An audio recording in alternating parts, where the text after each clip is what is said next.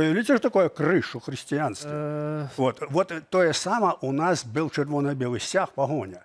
І калі гэта з'явілася, і народ 100-метровыя сцягі, калі ён пашоў пад гэтымі сцягамі, Путін зразумеў, што адбываецца нацыянальная кансалідацыя, што дзела, якія яны робяць, не пройдзе. Тым больш, што Лукашенко, ну ён жа думае пра сваю ладу, і Бабарыка, і весь гэты рускі мір, і вся эта праруская пазіцыя, якая была створана яшчэ пачынаючы ад Бабіча, яны хацелі знесці Лукашэнку і паставіць свайго. Лукашэнку гэта не падабалася. Тое, што стварылася потым, яно стала катастрофай для народа. Бо тое, што было б у пачатку, калі быў Бабарыка, мы проста страцілі б дзяржаву. Нас не было б.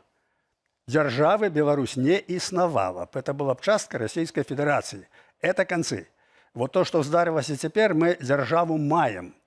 Вось, это дзяржава полностью под прессом России. Лукашенко это полная марионетка. Але калі быў Бабарыка, то не было б ввогуле Беларусі. Не было б. То што, атрымліваецца, што Лукашенко уратаваў краіну ад окупацыі расійскай? Ён уратаваў сваю скуру і выконвае заданне Москвы па знішчэнні беларускай нацыі. Яго рукамі знішчаецца беларуская нацыя.